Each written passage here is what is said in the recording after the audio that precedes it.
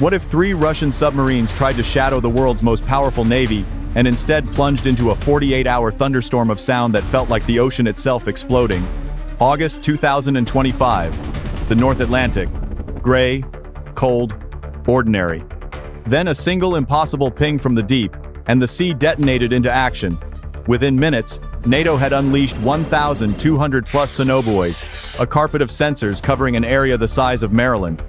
Acoustic blasts hammered the water at 145-150 decibels, each pulse like a miniature undersea explosion, rattling hulls and frying nerves.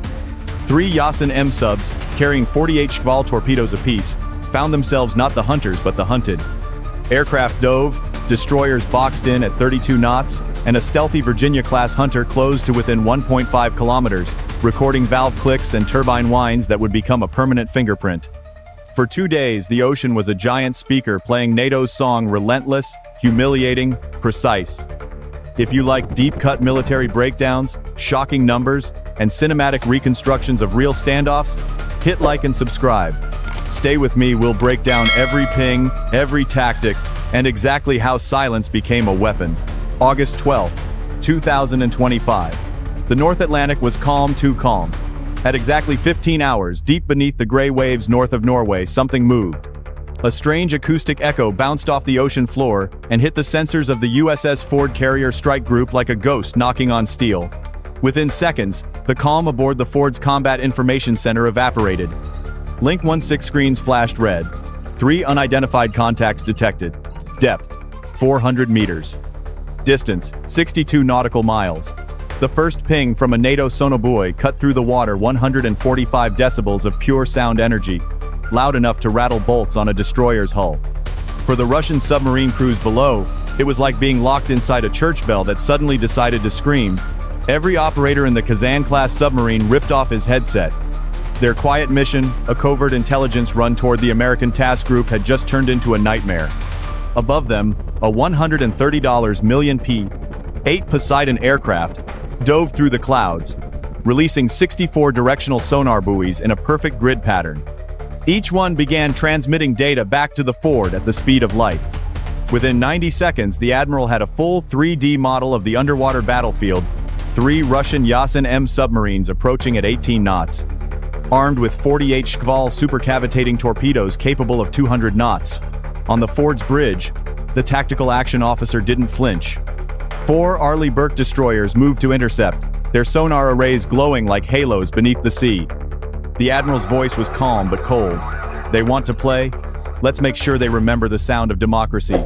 The ocean went silent again, but everyone knew what that silence meant. The hunt had begun. 7 hours less than 10 minutes after the first ping, the Ford Carrier Strike Group was no longer a fleet, it was a machine.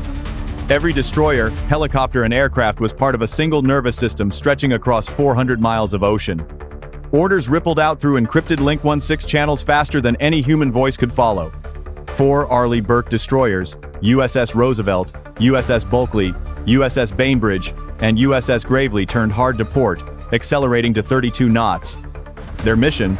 Box the intruders in before they could slip beneath the thermal layer. NATO's response was instant and terrifyingly efficient.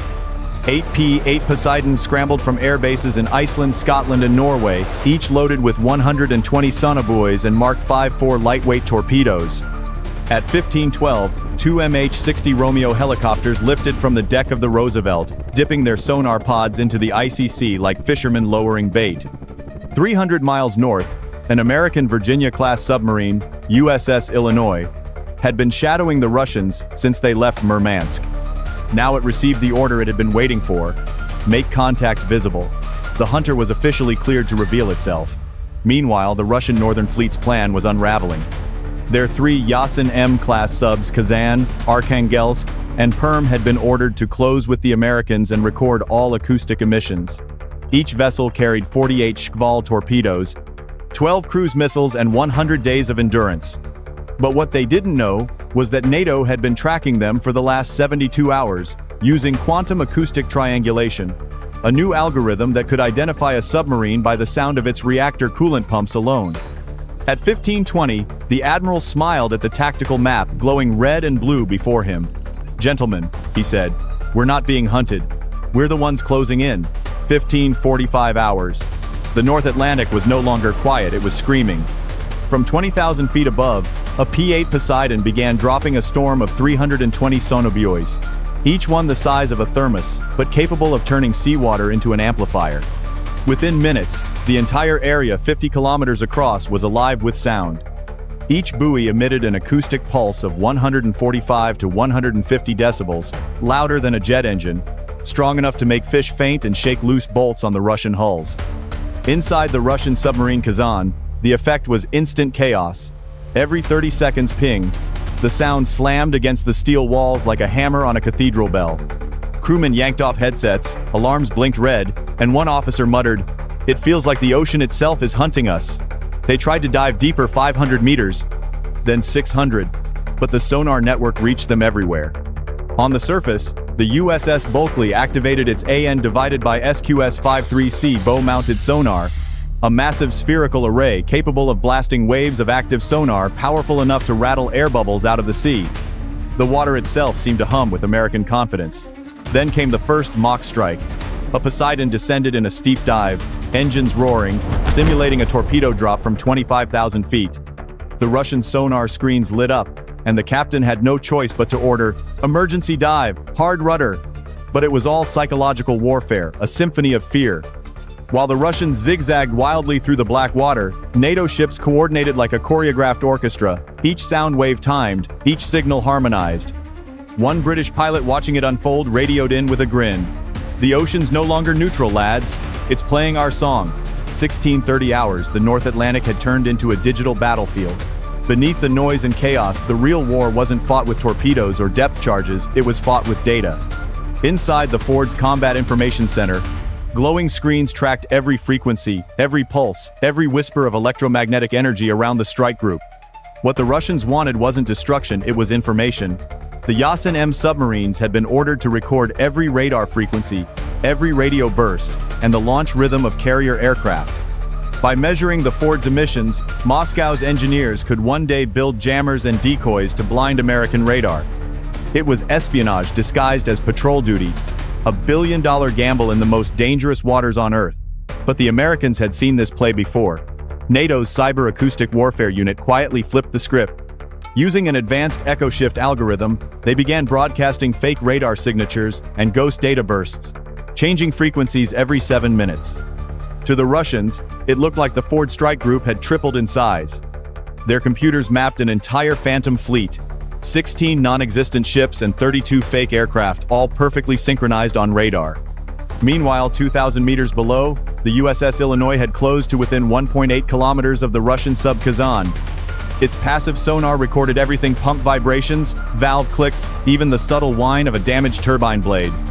Each sound was cataloged, encrypted, and transmitted to NATO's data center in Northwood in real time. By the time the Russians realized their recordings were useless, it was too late. The Americans weren't just defending themselves, they were rewriting the sound of the ocean. As one NATO analyst whispered, watching the map fill with false echoes, "They came to steal our secrets. Instead, we taught them to chase ghosts." By dawn on August 13th, the hunt had turned into a siege.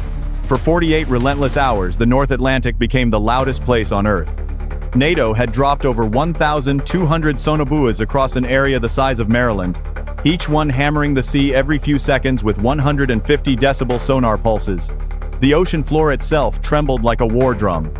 The 3 Russian submarines, Kazan, Arkhangelsk, and Perm, were running on fumes.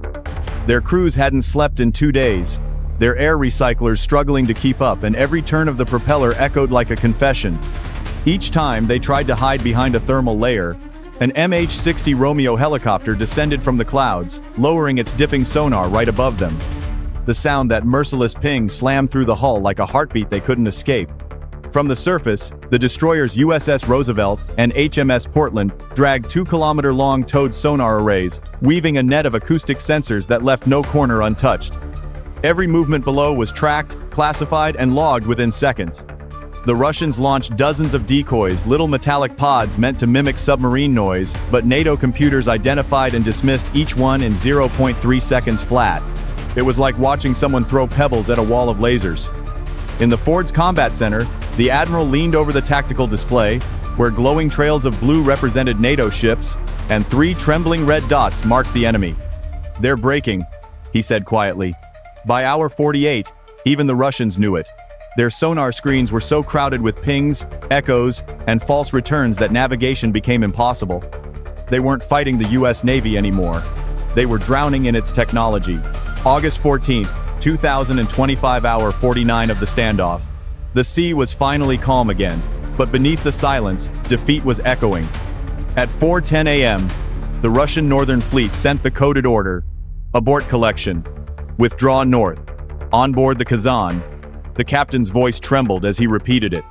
After 2 sleepless days of relentless sonar fire, the crew looked half ghost, half machine. Their instruments flickered from overload, and the air tasted like rust and failure. The Americans didn't fire a single torpedo. They didn't need to. NATO's acoustic web had already done the damage, psychological, tactical, and technological. As the Russian submarines turned north toward Murmansk, every move they made was still being shadowed by the USS Illinois, now running silent on electric drive just 1.5 kilometers behind. Every pump vibration, every mechanical groan was captured and logged. By sunrise, NATO analysts had built a digital fingerprint so detailed they could identify those subs by the way their hydraulic valves clicked. From above, the last 2 P-8 Poseidons followed the retreat, not to attack, but to humiliate. Each aircraft circled, dropping one final ring of sonar buoys that pulsed like a heartbeat, fading into silence. The message was clear: "We can still hear you." By 6, the Russian subs vanished beyond the Arctic Circle. In Moscow, the operation was declared a successful intelligence mission. But in NATO command rooms, laughter echoed. "Successful?" One officer smirked. "They just handed us the blueprints of their entire undersea fleet." The Atlantic had spoken, and it spoke in frequencies only the prepared could hear. Because in modern warfare, the greatest weapon isn't firepower. It's knowing everything before your enemy even knows you're there. For 48 hours, the Atlantic roared with the sound of power, but when it finally fell silent, the message was louder than ever. Russia had come to listen, and left being heard by everyone. Their submarines fled north, their data corrupted, their pride dismantled by a storm of sonar and silence. NATO didn't need missiles. They used mathematics, coordination, and patience, proving that in the 21st century, knowledge beats firepower. From the bridge of the USS Ford to the depths of the Kazan, this encounter wasn't just a clash of steel, it was a warning. In modern warfare, whoever controls the information controls the ocean. So, what do you think? Was this victory pure strategy or pure overkill? Drop your answer in the comments, and if you want more true-to-life war stories like this, hit subscribe, like, and share, because the next battle might already be unfolding beneath the waves.